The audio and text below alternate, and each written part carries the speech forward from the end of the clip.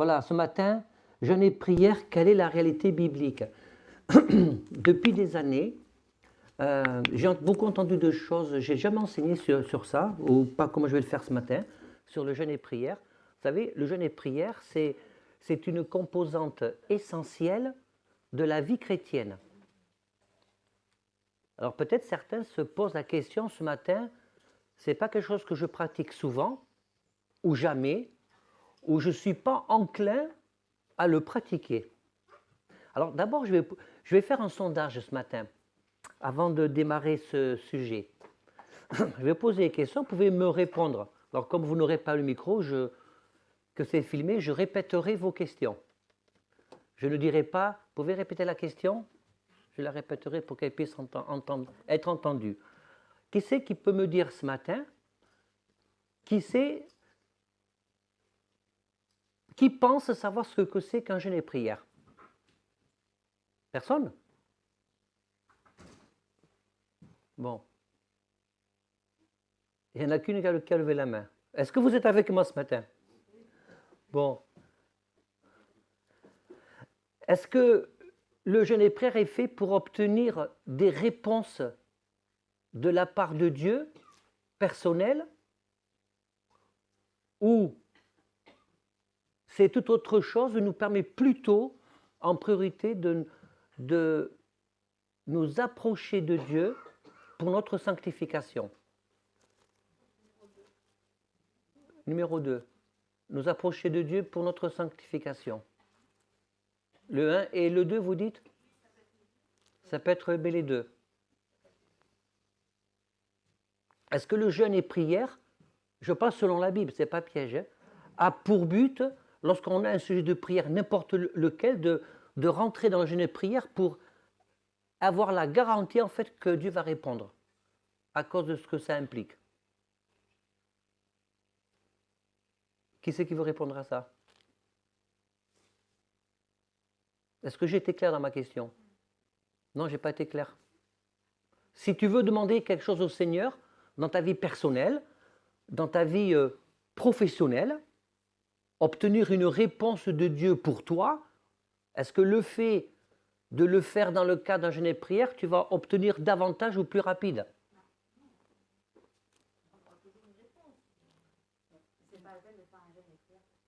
Voilà, c'est pas la peine de faire un jeûne et prière pour ça. Et ça dépend de la foi en fait, surtout Stéphane.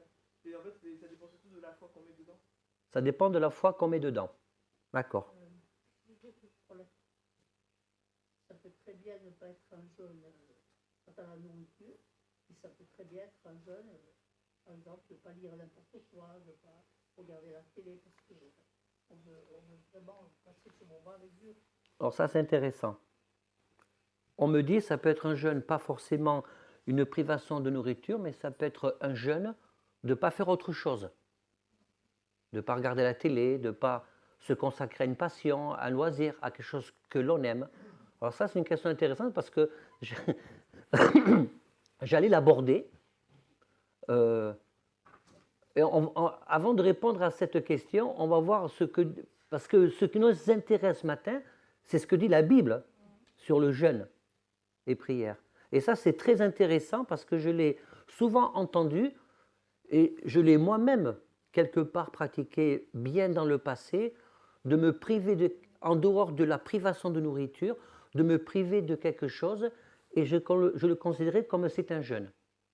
Alors ça, c'est intéressant parce que nous pourrons voir ce matin si c'est vraiment ça ou pas aussi. Parce que le jeûne authentique, c'est celui en premier lieu qui nous écarte et qui nous délivre de notre égocentrisme. Vous voyez? La définition du jeûne, c'est la définition mais du jeûne. Dans le dictionnaire, aussi bien que dans le côté biblique, la définition du jeûne, par essence, c'est de se priver de nourriture. Pas d'eau, pas de se priver d'eau, de se priver de nourriture. Aujourd'hui, je me suis un petit peu renseigné, dans le corps médical, il y a deux hypothèses qui s'affrontent en disant que le jeûne... Combien de jours on se prive de nourriture du coup? Ça peut être un repas.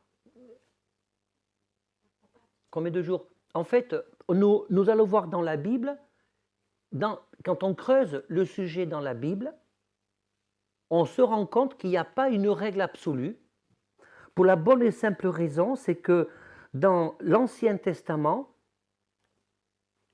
les 5 premiers livres de la Bible, qui est la Torah, qui constitue la loi de Moïse, il n'y a aucun commandement qui concerne le jeûne. Il n'y a rien.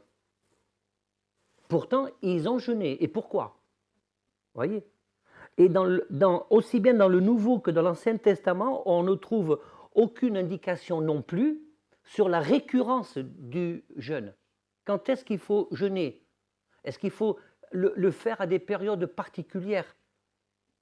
Et là, je parle dans le Nouveau Testament.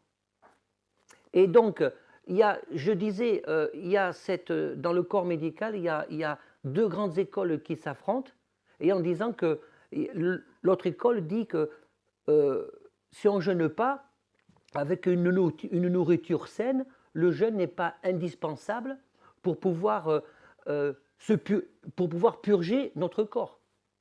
Et aujourd'hui, il faut que nous fassions attention également, avant d'aller plus loin, c'est qu'il existe des philosophies, et il existe même des groupes, des sortes de gourous qui imposent des jeûnes. Donc ce côté de privation de nourriture, se mettre à part du monde, mais là, c'est un jeûne, mais c'est un jeûne qui est centré sur l'humain en fait. Et le jeûne de la Bible, il n'est pas centré sur lui-même, sur nous-mêmes. Il est d'abord centré sur Dieu pour qu'on puisse obtenir quelque chose. Et donc, le jeûne, ça veut dire privation de nourriture. Et il y a une règle aussi. Vous savez, c'est important quand on aborde des sujets comme ça, de prendre, je le dis souvent, même Bertie nous l'a partagé dans un autre sujet vendredi soir au Zoom, la Bible se prend dans son ensemble. Et on ne peut pas occulter certains points parce que ça nous arrange pour pouvoir arranger certains enseignements. La Bible se prend dans son ensemble. Une chose qui est sûre, c'est que nous sommes le temple du Saint-Esprit. Dieu nous a donné un corps, nous sommes corps, âme et esprit, et nous devons prendre soin de notre corps. Et je trouve que Dieu est sage en ne mettant pas sur nos vies, par des écrits dans sa parole, une espèce de joug qui puisse mettre des gens qui ne seraient pas raisonnables en danger par rapport au jeûne. Nous n'avons pas tous les mêmes capacités à supporter un jeûne, à supporter une privation de nourriture. Et nous allons voir que même dans l'Ancien Testament, il y a des jeûnes que Dieu approuve, du peuple d'Israël. Il y en a d'autres que Dieu rejette, et nous allons voir pourquoi.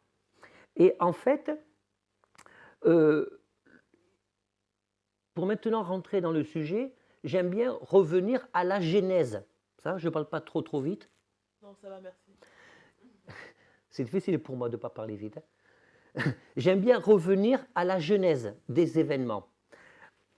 Et l'origine du jeûne, en fait, d'une façon anthropologique, tous les peuples ont pratiqué un jeûne. En dehors du peuple d'Israël, c'est en Orient, chez les hindous, en Égypte, dans leur religion, c'était une façon de manifester leur dévotion à leur Dieu. Et la motivation de leur jeûne, c'était de faire état, c'était de mettre devant leur Dieu, leurs idoles, leur état d'âme, leur frayeur, leur peur, leur deuil.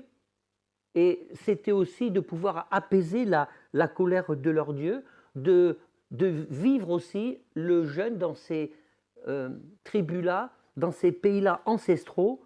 C'était aussi pour pouvoir vivre volontairement un temps d'humiliation. Et en Afrique traditionnelle, certaines régions connaissent le jeûne et le pratiquent pour éloigner les mauvais esprits ou le mauvais œil. Maintenant, pour revenir à la Bible, le premier jeûne que l'on voit, et c'est pour ça qu'on comprend que même si ce n'était pas dans la loi de Moïse, c'était quelque chose qui s'est pratiqué de tout temps. Donc, les gens du peuple d'Israël pratiquaient déjà le jeûne. Et ils l'ont transposé à leur relation avec Dieu. Vous voyez? Et c'est ce qui explique que en transposant les jeûnes païens, que je vais qualifier de païens, parce que de la même façon que Jésus dit que des païens prient, des païens peuvent prier. Il y a des païens des gens qui n'ont pas d'espérance en Dieu peuvent aussi jeûner. Je me souviens d'un jeune ami qui est pasteur. Avant d'être à la retraite, il était missionnaire. Il était dans un avion. Il partait en Afrique, justement, et pas très loin de lui, à 1 ou 2 sièges, il voyait quelqu'un qui priait. Il avait une dizaine d'heures d'avion. Et il s'est dit, chouette, un chrétien. Je vais pouvoir passer mon temps avec un chrétien. Il s'approche et il lui dit, vous êtes chrétien? Le gars, il dit non, pas du tout. Ah bon, je vois prier. Ouais, je prie, mais je ne suis pas chrétien. Ah bon? Le gars, il dit, je suis sataniste. Je suis en période de jeûne. Je jeûne Satan pour la destruction des couples chrétiens, en particulier pastoraux. Et donc, c'est là que j'ai appris, en fait, que en dehors du monde de Dieu, il y a des jeûnes qui sont faits à Satan aussi. Avec la même, vous voyez, avec la même consécration, si je peux dire, la même intensité, mais pour une toute autre raison. Dans l'Ancien Testament, l'ordre de jeûner donc, ne figure pas dans la loi mosaïque, et le premier jeûne volontaire, le premier mais volontaire individuel que l'on trouve, c'est celui de David.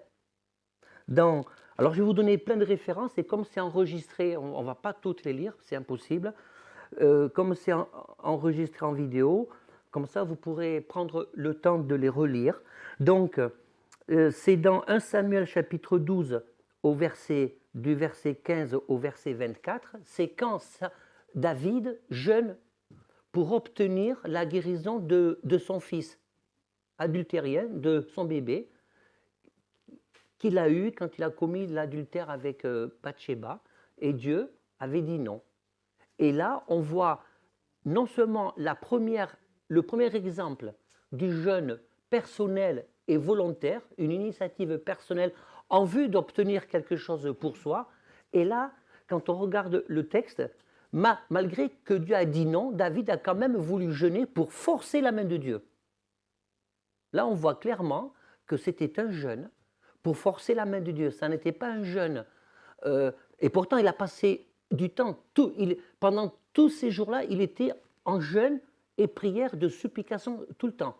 Mais là, c'était pour forcer la main de Dieu. Et ça, on le trouve donc dans Samuel chapitre 12, versets 24 à 15.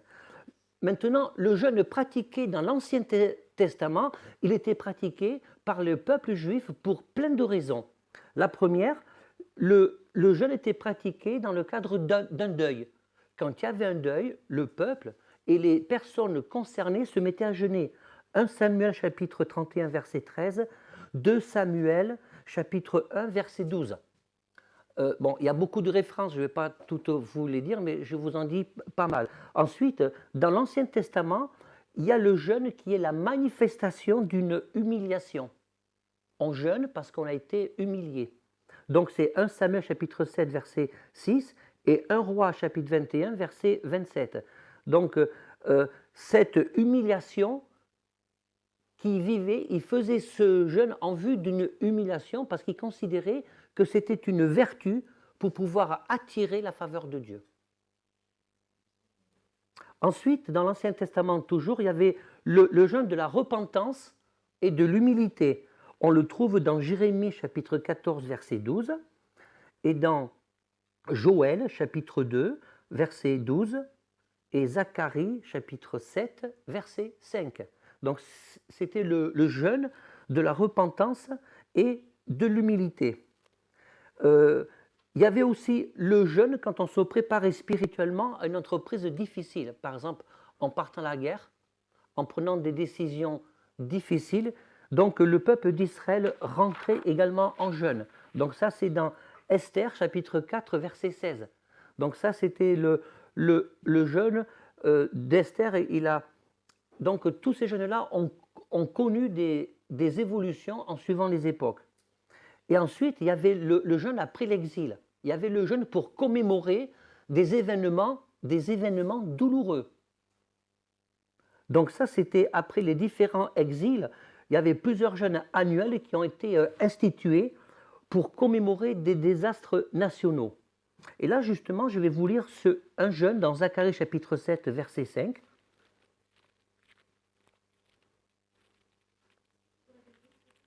Zacharie chapitre 7, verset 5.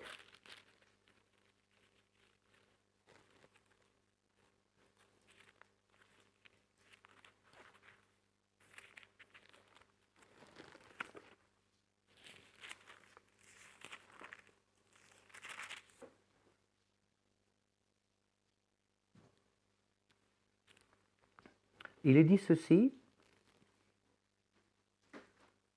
dis à tout le peuple du pays, aux sacrificateurs, quand vous avez jeûné et pleuré au 5e et au 7e mois, et cela depuis 70 ans, est-ce pour moi que vous avez jeûné? Ça fait 70 ans qu'ils jeûnaient à des périodes clés de l'année pour commémorer. Et là, Dieu les interpelle parce qu'ils n'approuvent pas ce jeûne-là. Donc je répète, Zacharie 7, 5. Dites à tout le peuple du pays et aux sacrificateurs, quand vous avez jeûné et pleuré au 5e et au 7e mois, donc c'était 2 fois par an, et cela depuis 70 ans, est-ce pour moi que vous avez jeûné? Et quand vous mangez et buvez, n'est-ce pas vous qui mangez et vous qui buvez? Ne connaissez-vous pas que les paroles qu'a proclamées l'Éternel par les premiers prophètes, lorsque Jérusalem était habitée et tranquille avec ses villes et alentours, et que le Midi et la plaine étaient habités, la parole de l'Éternel fut adressée à Zacharie en ces mots: ainsi parle l'Éternel des armées, rendez véritablement la justice, et ayez l'un pour l'autre de la bonté et de la miséricorde, n'opprimez pas la veuve et l'orphelin, l'étranger, le pauvre, et ne méditez pas l'un contre l'autre le mal dans vos cœurs. Mais ils refusèrent d'être attentifs. Voilà, Dieu s'adresse à un peuple qui commémore des événements dramatiques, et en commémorant des événements dramatiques, il commémore aussi la résolution de ces événements dramatiques, et pourtant Dieu leur dit que le jeûne ne leur plaît pas. Pourquoi? Là, on voit qu'il y a cette notion de cœur. Dieu leur fait le reproche: vous vous mettez dans une posture spirituelle, alors que votre cœur, les intentions de votre cœur sont éloignées de moi, parce que d'un côté ils jeûnent et d'un côté ils continuent à opprimer leur prochain, la veuve et l'orphelin. Ils continuent à avoir une attitude en parallèle que Dieu n'approuve pas. Et là, on remarque que Dieu, déjà là, ce que Dieu attendait si dans le cadre d'un jeûne, c'est que leur attitude change. Mais leur attitude ne changeait pas parce que leur jeûne n'était pas directement dirigé vers Dieu pour qu'ils puissent obtenir quelque chose de Dieu en vue d'une transformation intérieure. Ça, c'est le jeûne que Dieu n'approuve pas. À l'issue d'un jeûne, si l'attitude n'a pas changé, si la perception de la parole de Dieu n'a pas changé, si certains traits de notre comportement et de notre caractère n'ont pas changé malgré un jeûne, pourquoi j'ai fait le jeûne? Et maintenant, je vais vous lire un passage de la parole de Dieu d'un jeûne que Dieu approuve, qui est dans l'Ancien Testament. C'est Ésaïe chapitre 58, à partir du verset 3. Et je vais me servir de ce passage comme pierre angulaire de mon message. Donc Dieu dit: que nous sert de jeûner si tu ne le vois pas, de mortifier notre âme si tu n'as point égard? Voici le jour de votre jeûne. Vous vous livrez à vos penchants et vous traitez durement tous vos mercenaires. Dieu continue à dire: voici, vous jeûnez pour disputer et vous quereller, pour frapper méchamment du poing. Vous ne jeûnez pas comme le veut ce jour, pour que votre voix soit entendue en haut. Est-ce là le jeûne auquel je prends plaisir, dit l'Éternel? Un jour où l'homme humilie son âme, courber la tête comme un jonc et se coucher sur le sac et la cendre, est-ce là que tu appelleras un jeûne, un jour agréable à l'Éternel? Voici le jeûne auquel je prends plaisir. Détache les chaînes de la méchanceté. Donc, le jeûne que Dieu prend plaisir, c'est détache les chaînes de la méchanceté. Alors peut-être quelqu'un se dit, mais je ne suis pas méchant. Le terme méchanceté dans la parole de Dieu, c'est celui qui agit en dehors de Dieu. Détache les chaînes de la méchanceté. Ou, autrement dit aussi, commence à détacher tout ce qui est en toi n'est pas compatible avec le Seigneur. Dénoue les liens de la servitude.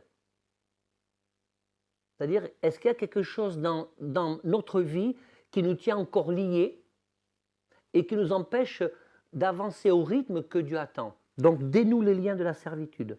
Renvoie libre les opprimés.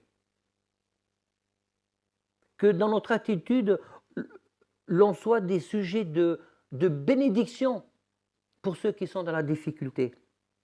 Et que l'on rompe toute espèce de joug. Toute espèce de joug. Et là, il s'agit du joug humain. Tout au long de l'histoire de l'Église, nous apprenons qu'au fur et à mesure que les siècles ont passé, beaucoup de choses ont été rajoutées dans les fonctionnements de l'Église en général. Et avec le fil du temps, c'est devenu comme un joug. Dans certains cas, le jeûne peut être vécu comme un joug.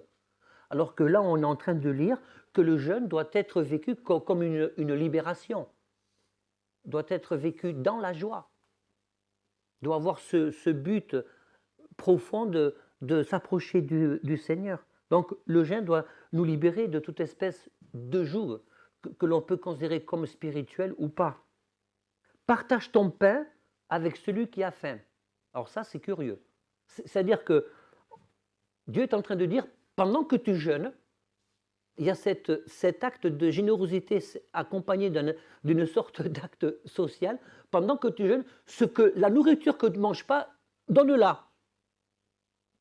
C'est-à-dire, ne fais pas un jeûne pour faire des économies sur ton budget bouffe.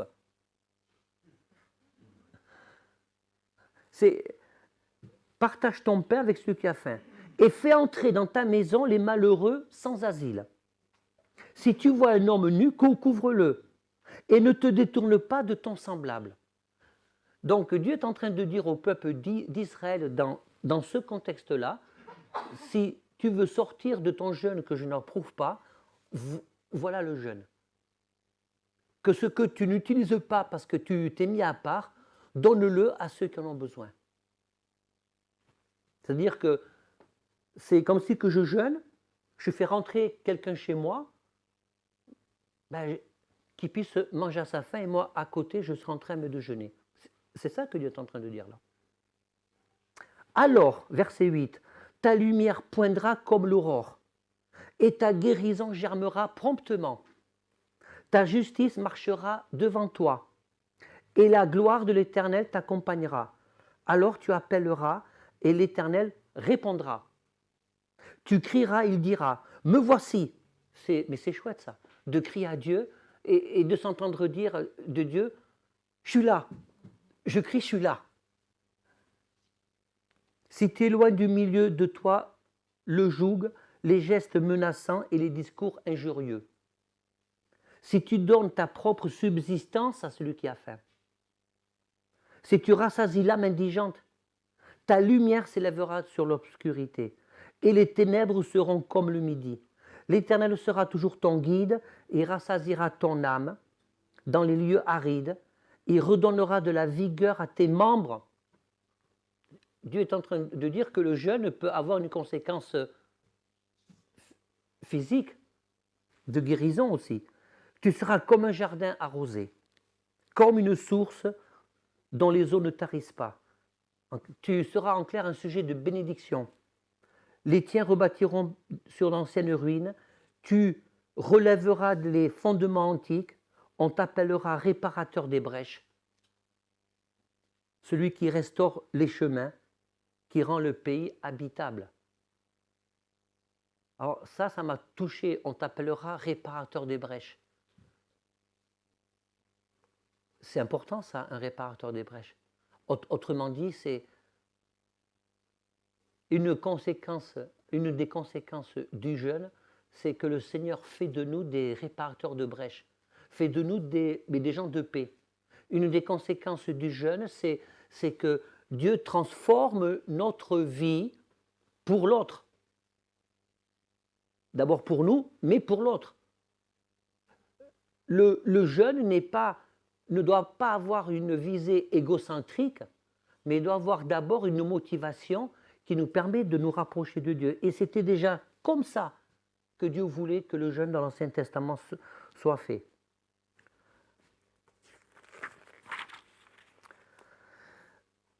Les jeûnes spécifiques les plus connus de l'Ancien Testament, j'en ai relevé quelques-uns, il y en a beaucoup, mais c'est celui de Moïse.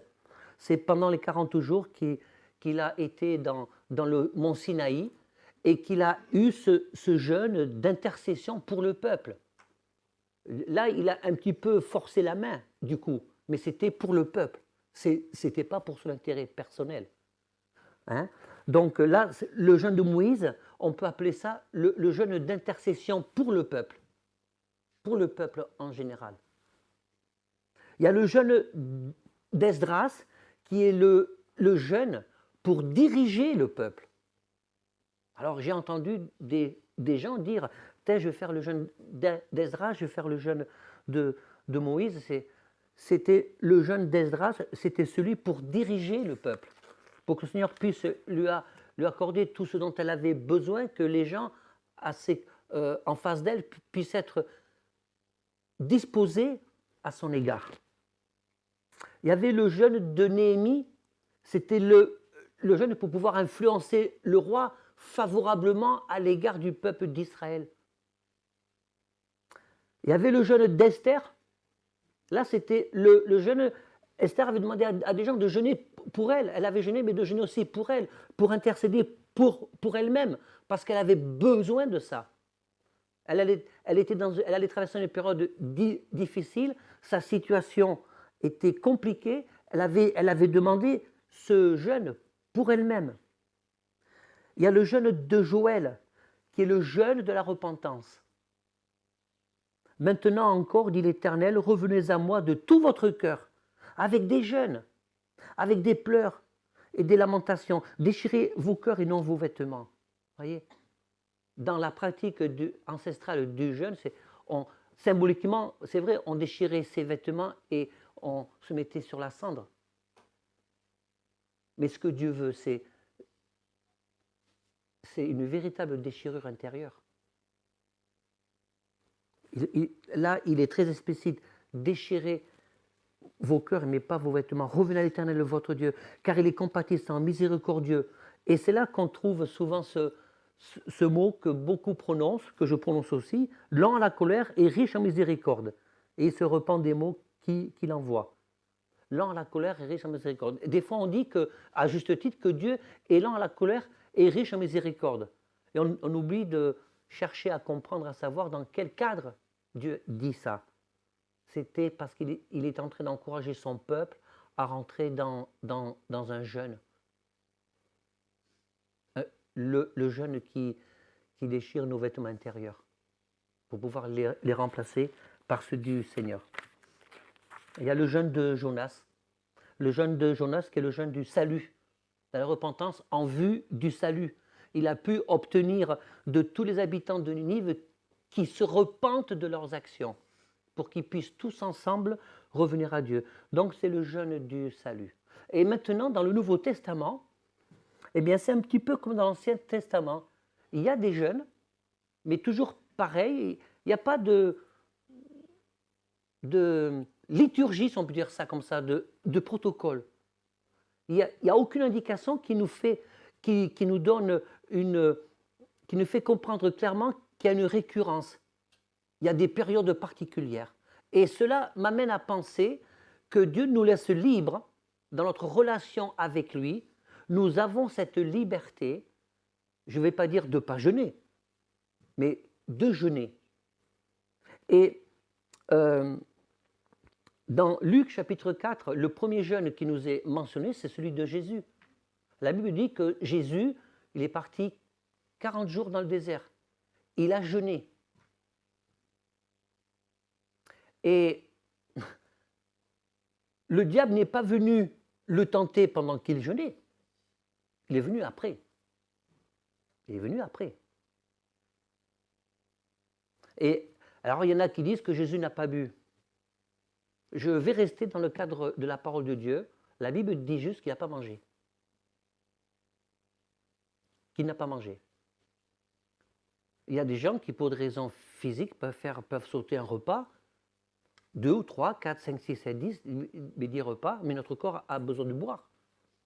Faut pas, surtout dans le désert. Mais la Bible dit que Jésus n'a pas mangé. Et après que le diable est venu le tenter. Voyez, ça me montre bien quand même que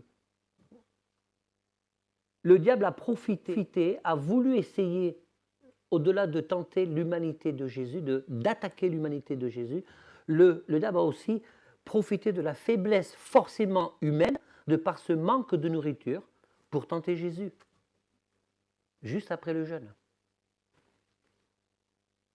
Ensuite, quand Jésus parle du jeûne, il parle là on a une indication très, très précise.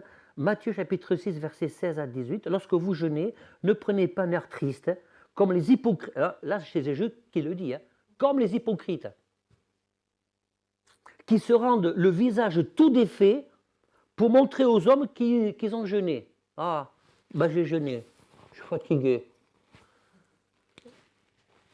Et il dit non.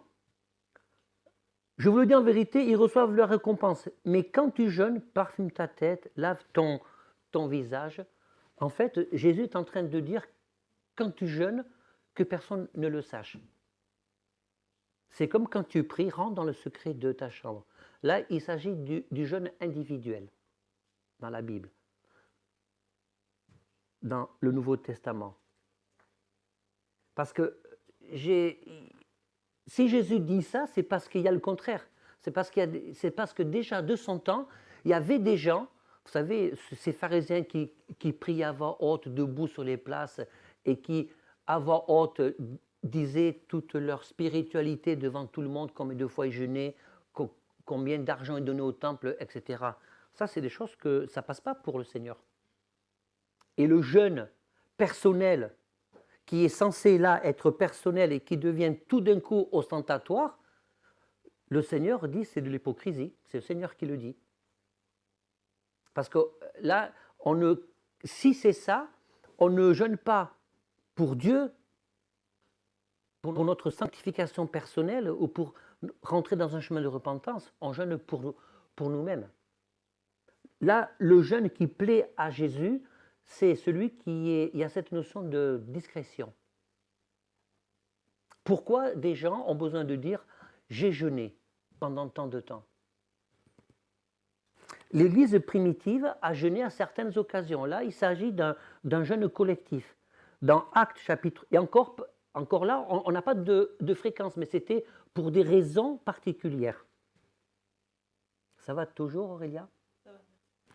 C'était pour des raisons particulières. L'Église primitive a jeûné à certaines occasions. Dans Actes chapitre 13, du verset 1 à 3, je vous le lis. Il y avait dans l'église d'Antioche des prophètes et des docteurs, Barnabas et Siméon, appelés Niger, Lucius de Cyrène, Manahem, qui avait été élevé avec Hérode le tétrarque, et Saul, pendant qu'ils servaient le Seigneur dans leur ministère et qu'ils jeûnaient, le Saint-Esprit dit, mettez-moi à part Barnabas et Saul pour l'œuvre à laquelle je les ai appelés. C'est-à-dire qu'on voit là l'Église qui priait, en particulier là, des responsables d'œuvre, qui étaient ensemble, qui passaient du temps ensemble dans la prière et le jeûne. Et la Bible ne dit pas combien de temps ils ont prié et jeûné. Et je crois que s'il y a ce manque de précision, c'est que Dieu jugeait utile qu'il n'y avait pas besoin d'avoir ce manque de cette précision. Une semaine, un jour entier, plusieurs jours. En tout cas, ils étaient en train de jeûner, ils cherchaient la face de Dieu à travers le jeûne et prière pour avoir une directive ensemble dans le cadre du jeûne collectif. Acte 14, 23, ils firent nommer des anciens dans chaque église, et après avoir prié et jeûné, ils le recommandèrent au Seigneur en qui ils avaient cru. Donc, dans l'église primitive, le jeûne collectif consistait uniquement à s'approcher de Dieu, à recevoir les directives de Dieu pour le royaume de Dieu, à recevoir les directives pour avoir une direction de Dieu, à demander à Dieu son aide pour des choix importants, mais des choix qui impactent directement l'œuvre de Dieu, pas pour leurs choix personnels. Des choix qui... Ils voulaient que Dieu leur donne une stratégie pour pouvoir conduire et construire l'Église. Donc là, en l'espèce, en lisant la Bible, et pas autre chose, le jeûne collectif était motivé par l'avancement du royaume de Dieu, pour l'intérêt du royaume de Dieu.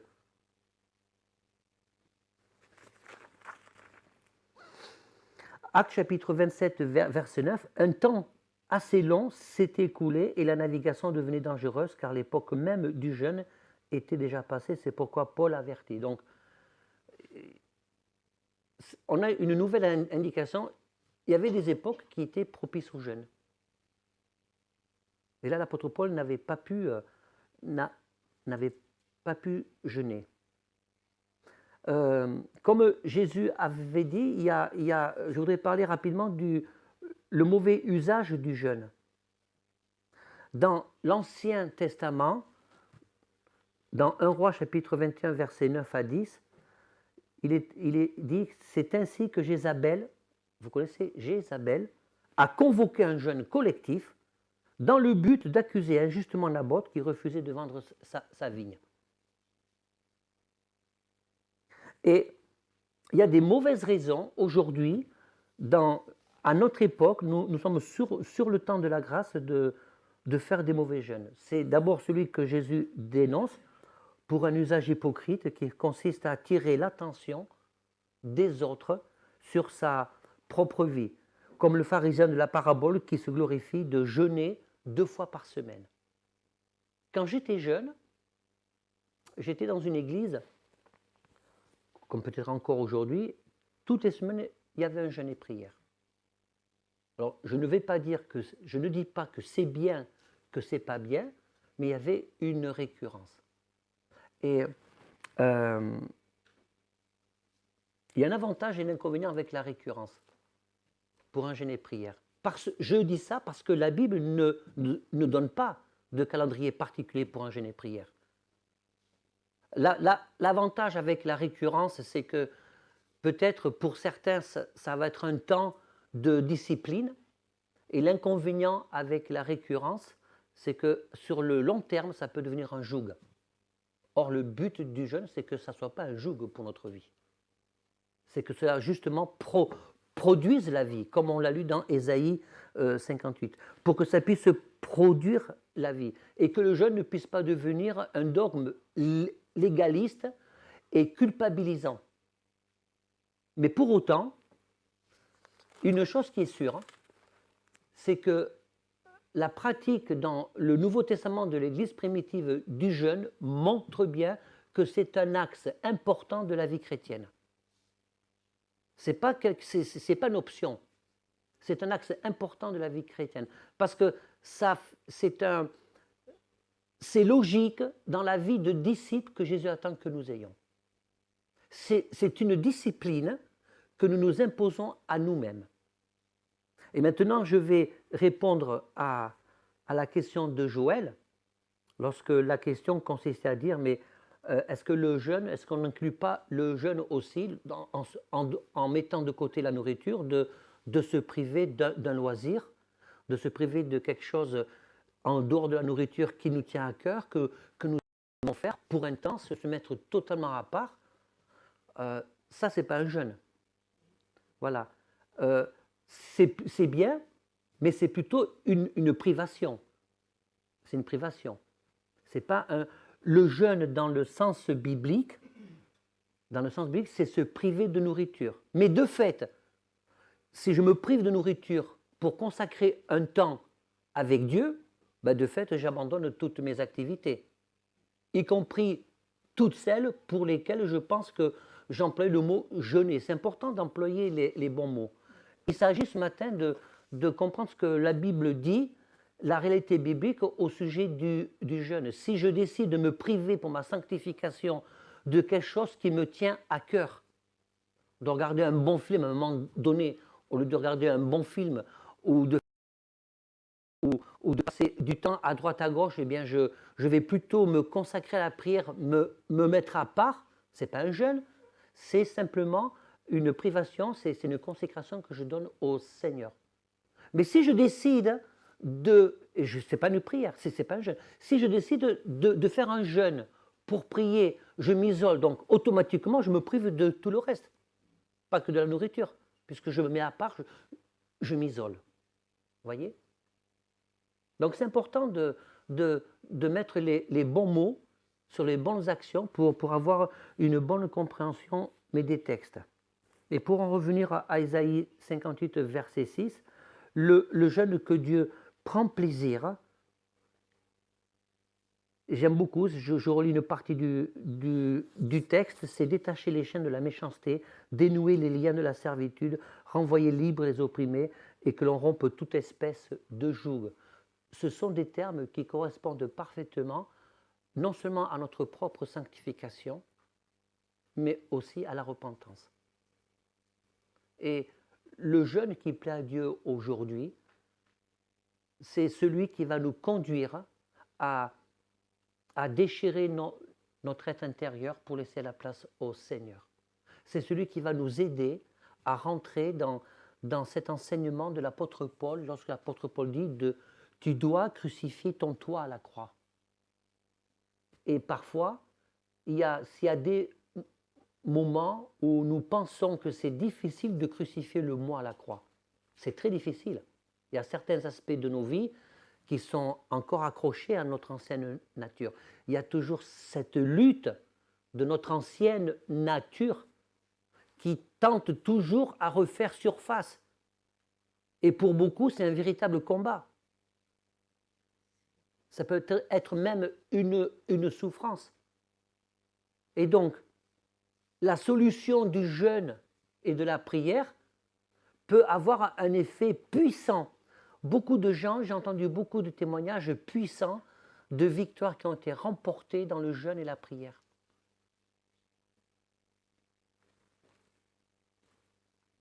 Donc c'est un jeûne de la prière qui doit être vécu comme une libération de mon égoïsme, une libération de mon moi, une libération de ce qui me tient encore prisonnier de mon ancienne vie auquel je dois travailler pour pouvoir arracher les racines. Une libération d'une certaine façon de penser qui peut être bloquante et qui peut empêcher Dieu de nous répondre. Le jeûne et prière aujourd'hui que nous pouvons faire, que tu peux faire tout seul dans ta chambre, en toute discrétion, et qu'après que tu es terminé, que tu te pomponnes et que tu dises super, j'ai passé un moment avec le Seigneur. Ou alors, là où ce n'est pas individuel, c'est collectif. Et là, on se met d'accord, on passe un temps ensemble devant Dieu.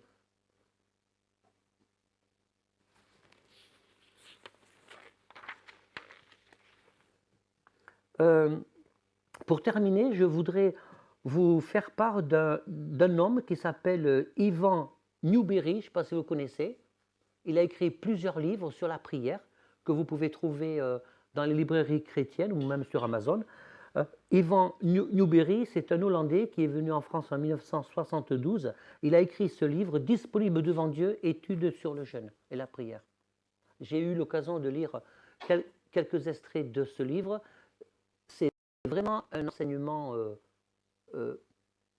profond, pertinent, disponible devant Dieu sur le jeûne et la prière. Et voici ce qu'il a dit, il y a un extrait de son livre, il dit que j'ai souligné que la pratique du jeûne nous permet de faire le point devant Dieu, de lui remettre notre vie ce qui occupe nos pensées et nous décharger sur lui.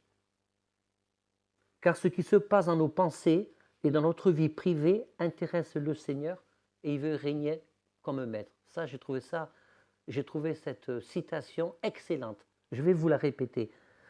Que le but la pratique du jeûne nous permet de faire le point devant Dieu, de lui remettre notre vie, ce qui occupe nos pensées et nous décharge sur lui.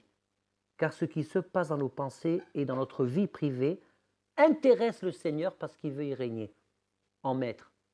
J'ai beaucoup aimé ça. Ce matin, ce qui se passe dans ta vie, ça intéresse Dieu.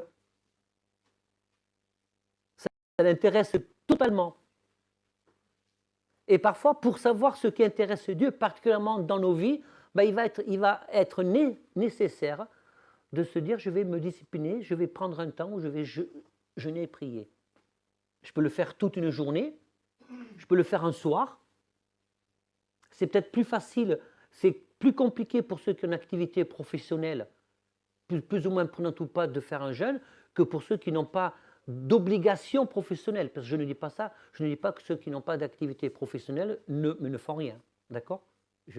Donc, ceux qui n'ont pas une activité professionnelle avec une obligation d'horaire, de planning, etc., c'est peut-être moins facile d'organiser un jeûne.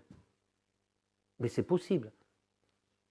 Il y a un jeûne dans la Bible, Anne, la femme de Simeon. Elle avait plus de 90 ans. Son âge et sa situation lui permettaient d'être au service de Dieu H24 et de jeûner pratiquement tous les jours par intermittence. C'était son appel, c'était son service. Voilà. Mais ce n'est pas un dogme, ce n'est pas une fin en soi. Et il y a ce jeûne, je réattire votre attention, il y a ce jeûne qui partage le pain à celui qui a faim. Ésaïe 58. Pour être franc et honnête avec vous, je n'avais jamais fait attention à cet aspect du jeûne, cet aspect de la générosité du jeûne pour partager son pain. C'est-à-dire que c'est incroyable ça. Ce que je n'utilisais pas pour moi parce que je jeûne, je vais l'utiliser mais pour les autres.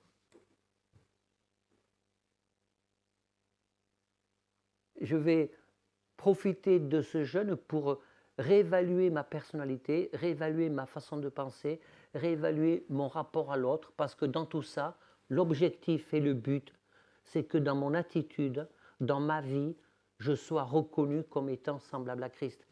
Que les gens puissent voir en moi Christ. C'est ça le but du jeûne.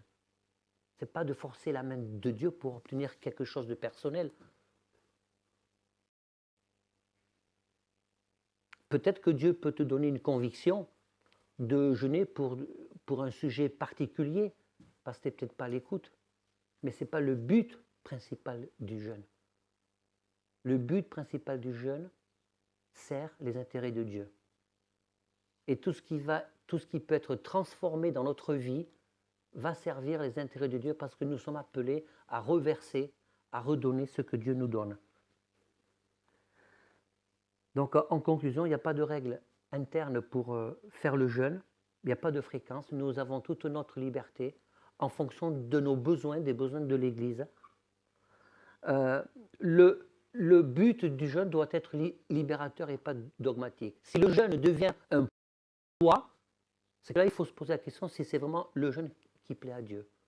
Si le jeûne te met en danger physiquement, pose-toi la question si c'est le jeûne qui plaît à Dieu. Parce que sinon, Dieu, dans sa parole, il aurait mis des fréquences. Comme dans l'Église. Là, vous voyez, c'est chaque jour, les chrétiens se réunissaient. C'était tous les jours parce qu'ils pouvaient le faire. Chaque fois que vous réunissez, prenez le pain et le vin. Ça, Dieu est clair, ça, il faut le faire. Chaque fois que vous réunissez, ouvrez la parole, partagez la parole. Chaque fois que vous réunissez, chantez des psaumes et des hymnes. Chaque fois que vous réunissez, bien, exercez les dons spirituels. On a ça dans sa parole. C'est une récurrence qui est claire, qui est nette, dans laquelle nous devons rentrer. Mais nous n'avons pas ce type de récurrence en ce qui concerne le jeûne et la prière.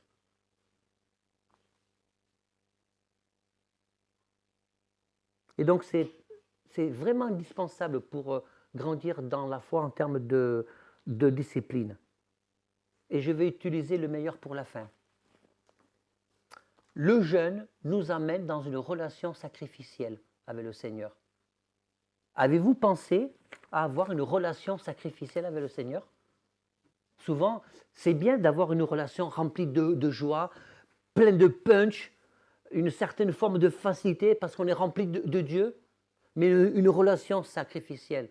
Même dans le Nouveau Testament, il y a cette notion de sacrifice. Mais ce n'est pas le même sacrifice dans l'Ancien Testament. C'est ce sacrifice qui va faire violence à notre humanité, qui va faire violence à ce qui n'est pas la gloire de Dieu, qui va faire violence à nos envies, à nos préférences, que Dieu n'approuve pas ou que Dieu n'attend pas que nous ayons. Nous apportons dans ta maison un sacrifice de louange. On l'a chanté plein de fois. Par exemple, qu'est-ce que ça veut dire ça, un sacrifice de louange? C'est que la louange, l'adoration est un dû à Dieu. Et Dieu nous demande à chacun d'entre nous, par exemple, de le louer, de l'adorer, quel que soit notre état d'âme du moment. Parce que c'est un dû. Et ça devient un sacrifice quand rien dans ma vie ne me permet de louer le Seigneur. Et pourtant, c'est ce que Dieu attend. Il attend des adorateurs en vérité et en esprit. Et il y a cette notion de relation sacrificielle. De le faire, mais par amour. Parce que je sais, c'est ce que Dieu attend de moi. Quand on aime quelqu'un, on sait ce qu'il attend de nous. Et on va le faire par plaisir et par amour, oui ou non? Et le jeûne et la prière nous fait rentrer dans cette discipline de relation sacrificielle avec le Seigneur.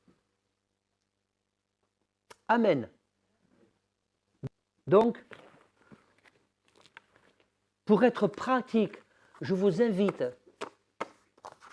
cette semaine, dès que possible, prenez un temps, sortez un repas, isole-toi de tout. Il y a quelque chose dans ta vie qui te pèse, il y a quelque chose dans ta vie spirituelle dans lequel tu as du mal à remporter une victoire, eh bien, consacre-toi entièrement au Seigneur.